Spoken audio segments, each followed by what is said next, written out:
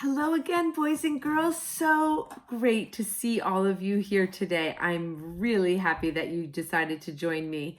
I have a great book to share with you today, and it starts with one of my favorite letters that happens to start my first name, which is Kate, and my last name, which is Kirkwood. It's the letter K. K says K, K, K. Every time you see the letter K in a story or a sentence or on a cereal box or in the newspaper or on a sign, you know this letter makes the sound K, K, K. And when you're writing it, it's really important. I say this all the time. You have to write your letters in the same way every time. And when you write the letter K, you start at the top and make a straight line down. And then you go back to the top on this side, down to the middle, and back over. And that makes the uppercase K. I bet you're wondering, what does the lowercase k look like? It also makes the sound K, K, K. Start at the top and make a straight line down, and back over here and make a shorter line to the middle, and then over. 3 strokes for the letter K. Now I'm thinking of an animal that starts with the letter K. And this animal comes from Australia. And, oh, hi, boys and girls. Why, Tommy Roo, it's so nice to see you. How are you, Teacher Kate? It's so good to see you. Oh, Tommy Roo, I missed you. I really missed you too. Hi, kids. Hi, boys and girls. I bet I know what animal Teacher Kate is talking about. It's a koala bear. Well, Tommy Roo, you're right. Koala does start with a K, and they live in Australia.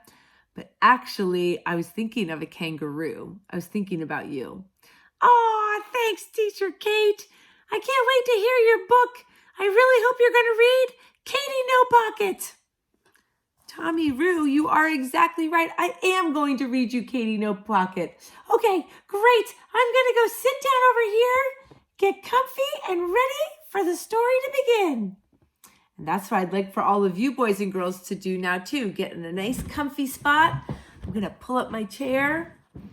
I'm going to read to you the story of Katie No Pocket by Emmy Payne.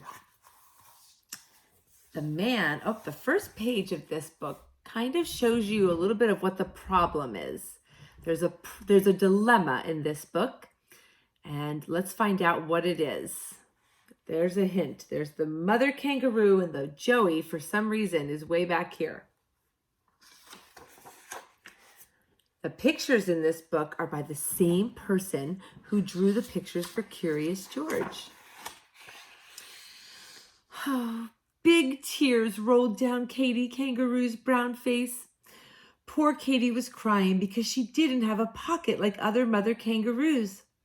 Freddie was Katie Kangaroo's little boy, and he needed a pocket to ride in.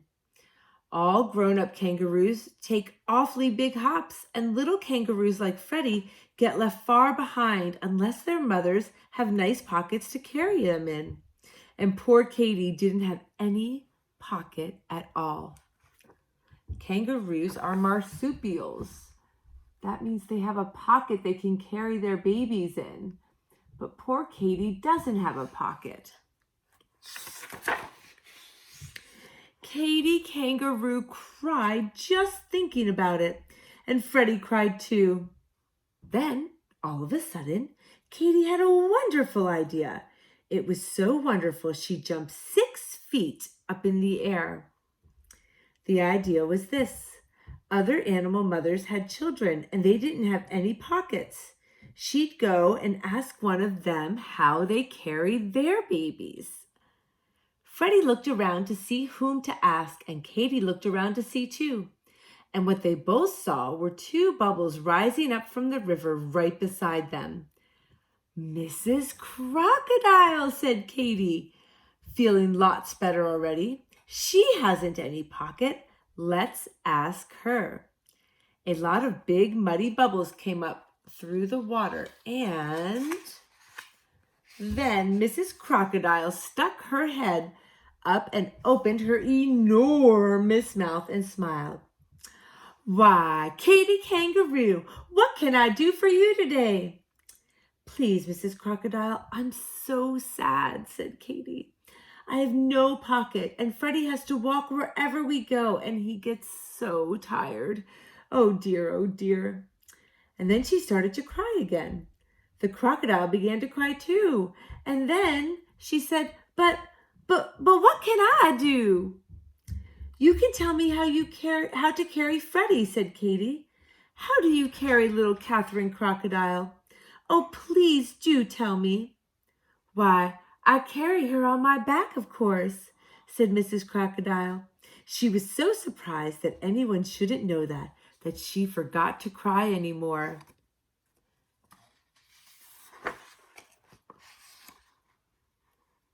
Katie was pleased.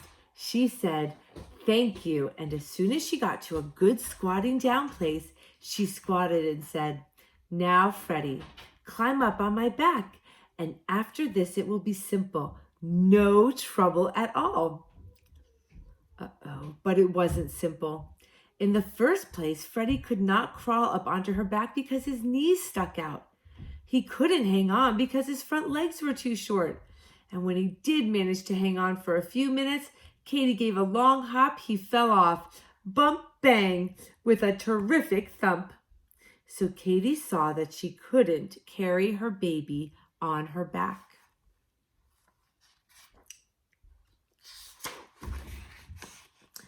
Katie and Freddie sat down again and thought and thought.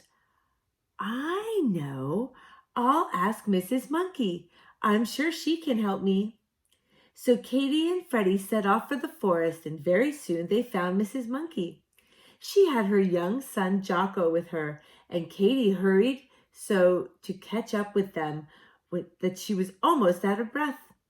But finally she managed to speak. Please, Mrs. Monkey, how do you carry Jocko? Why, in my arms, of course, said Mrs. Monkey.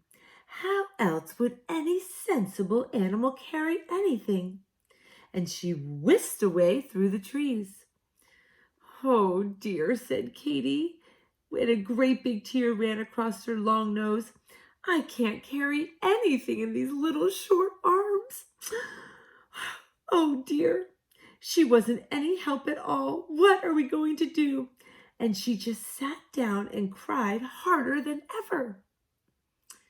Now, boys and girls, when I have a problem, I don't think it's a good idea to sit down and cry about it. What should you do when you have a problem? Let's find out what they do. I think there's a better way to solve it. Poor Freddie. He hated to see his mother cry. So he put his paw to his head and he thought and thought and thought and thought. What about the lion? He asked when Katie stopped crying a little. Oh, they don't carry their children, Freddie. They walk just the way you do. There's the birds, said Freddie. How do they carry their babies? Birds, said Katie. The mother birds push their children out of the nest and they squawk and shriek and flap their wings about. Then, all at once, Katie Kangaroo stopped crying and looked at Freddie. They do say that the owl knows everything, she said slowly. Well then, for goodness sakes, let's go ask him, said Freddie.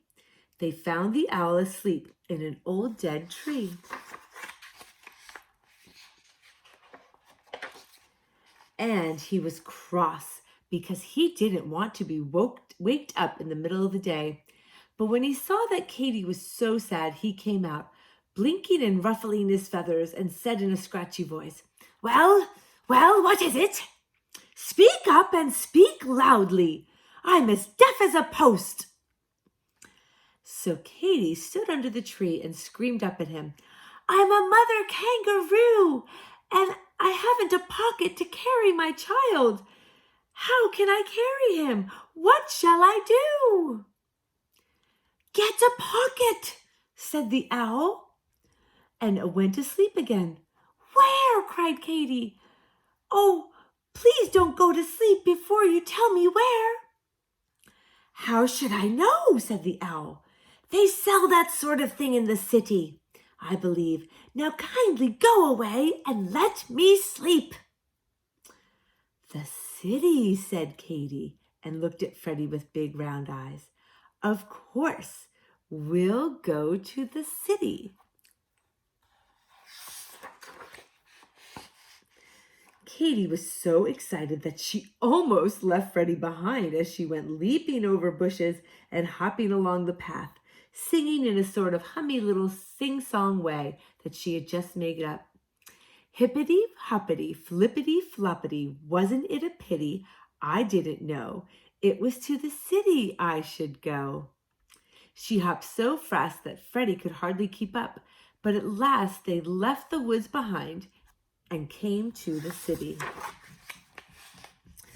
where there were stores and houses and automobiles, and people all stared and stared at Katy, but she didn't notice it.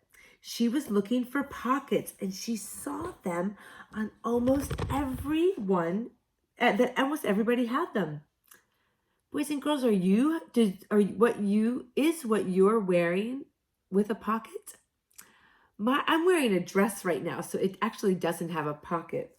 No, and actually the sweater I'm wearing has a pocket. Can you see it? There's my pocket.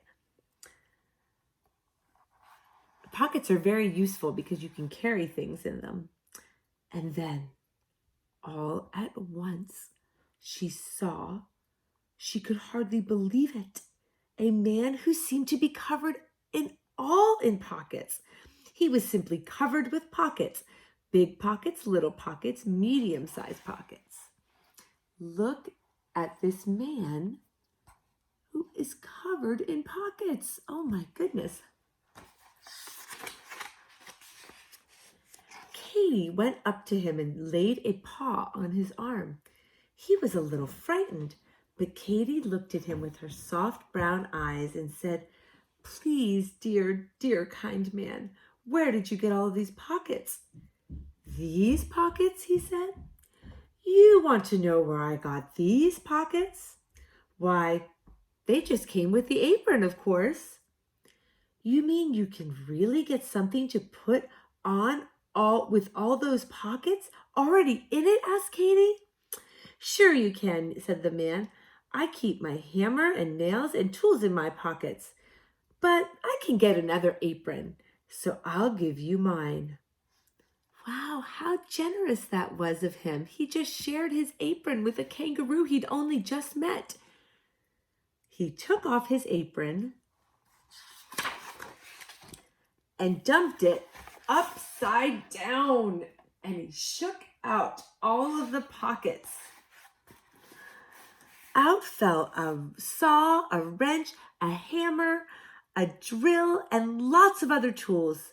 Then the man shook the apron hard and turned it right side up again and hung it around Katy's neck and tied it behind her back.